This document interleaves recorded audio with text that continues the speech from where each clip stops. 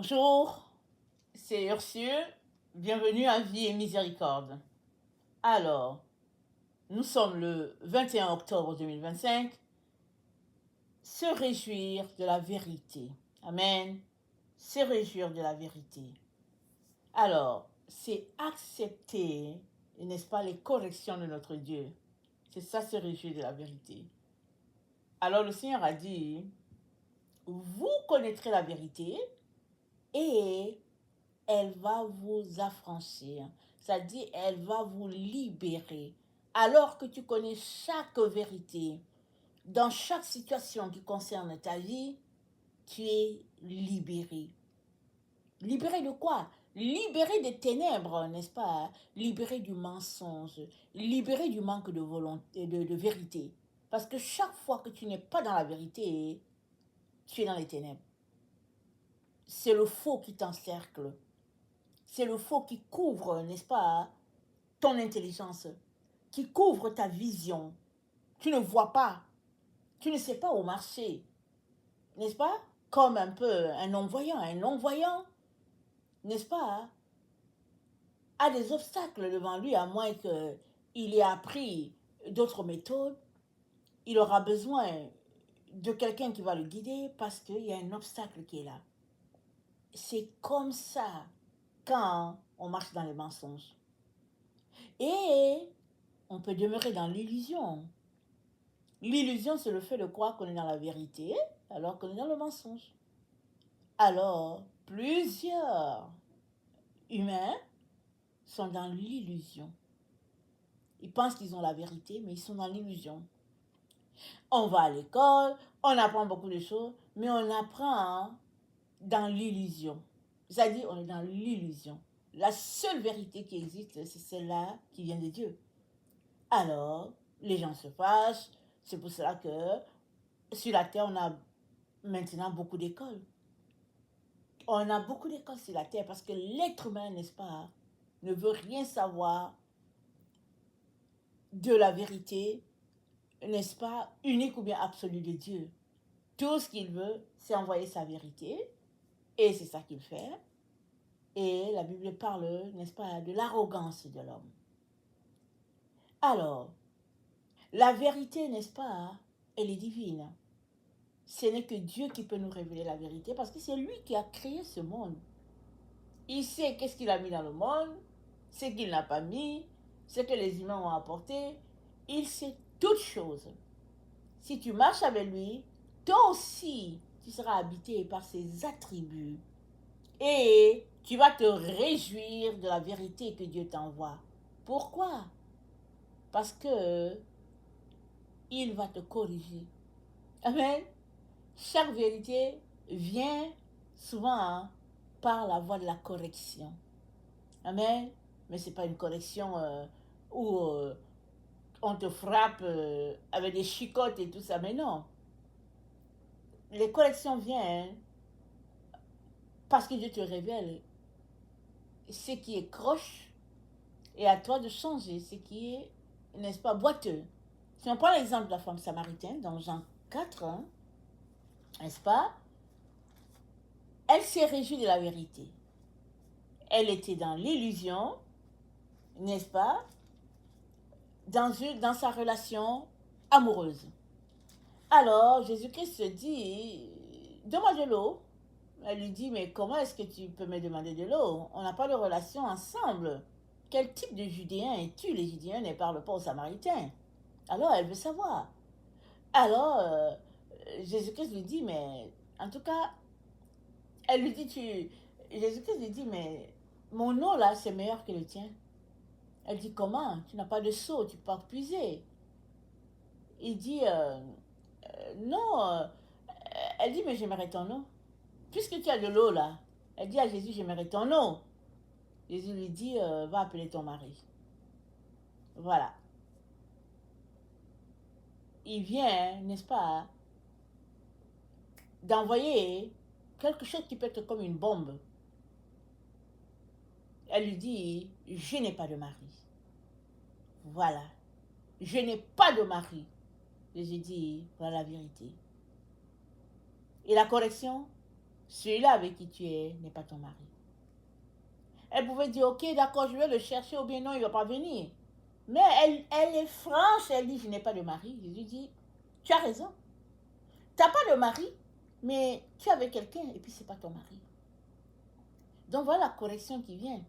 La correction, c'est que maintenant qu'il lui dit que ce n'est pas son mari, n'est-ce pas, à elle de dire, ok, anyway, qu'est-ce que j'ai fait avec lui? Ce n'est pas mon mari.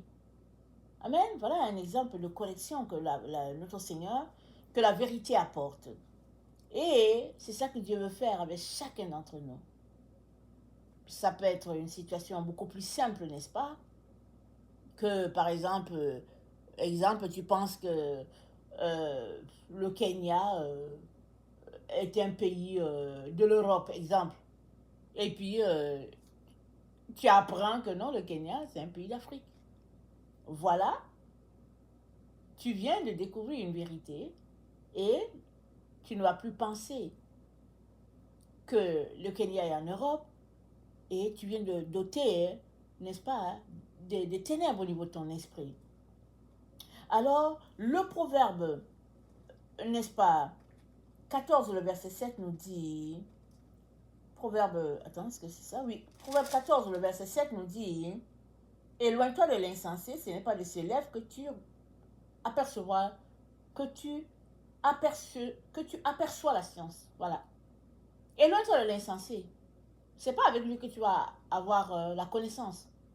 Jésus n'était pas un insensé. Il est venu, elle ne savait pas qui il était, mais il lui a dit une vérité. Et là, au lieu que elle s'en éloigne, elle a plutôt appelé le village pour dire, venez écouter une personne qui m'a dit tout ce que j'ai fait. Et les gens ont accouru.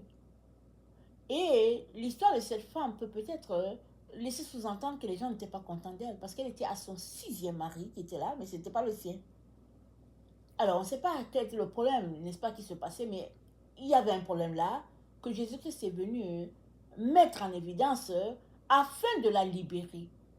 Et qu'est-ce qui s'est passé? Elle s'est réjouie en disant, venez, venez, il y a quelqu'un qui m'a dit ce que j'ai fait.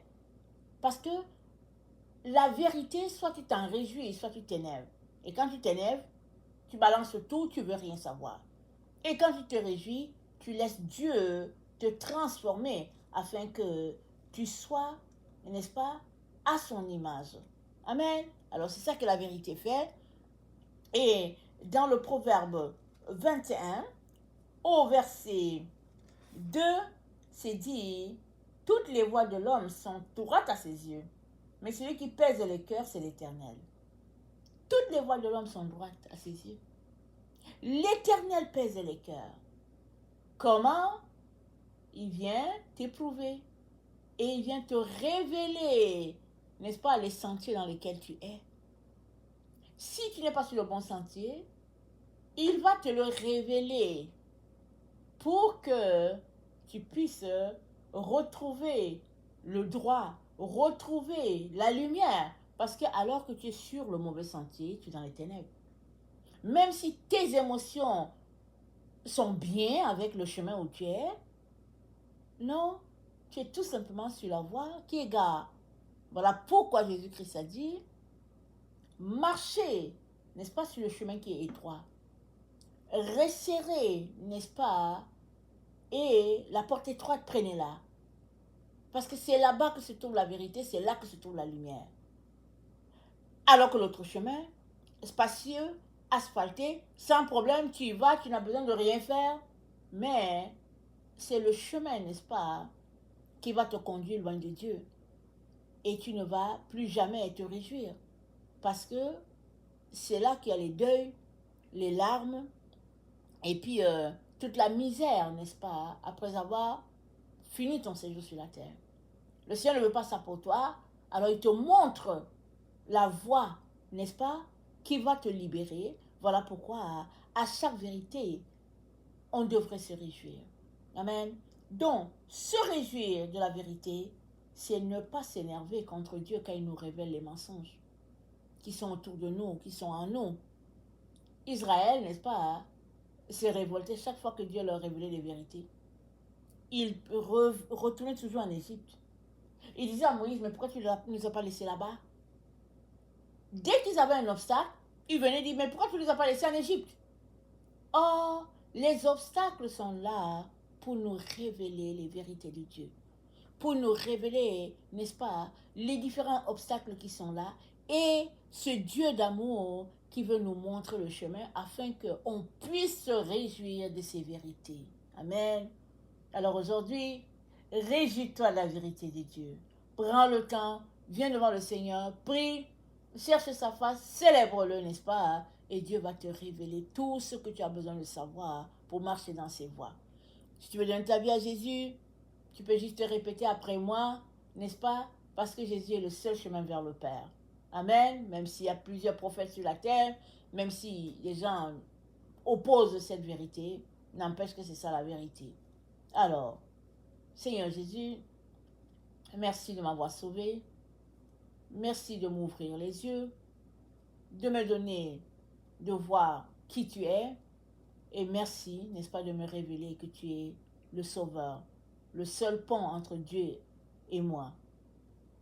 Je te donne ma vie et, Seigneur, viens me transformer. Donne-moi de me réjouir de la vérité à tous les jours, alors que tu me montres mes chaînes et mes liens.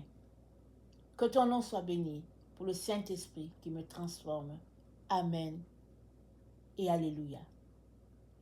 Voilà, tu as fait cette prière, tu es enfant de Dieu, marche devant Dieu, lis la parole, viens prier, chante-lui des cantiques. Lui, il va t'ouvrir les yeux, petit à petit, et tu vas découvrir qui tu es, un bien-aimé de l'Éternel, une bien-aimée de l'Éternel, et continue, ne lâche pas, et Dieu ne t'abandonnera pas. Il sera toujours avec toi, parce que tout ce qu'il veut, c'est que tous les mensonges sur ton chemin sautent, et que toutes les vérités éclatent dans ta vie, et que tu sois un homme libre, une femme libre. Amen, Alléluia et Amen.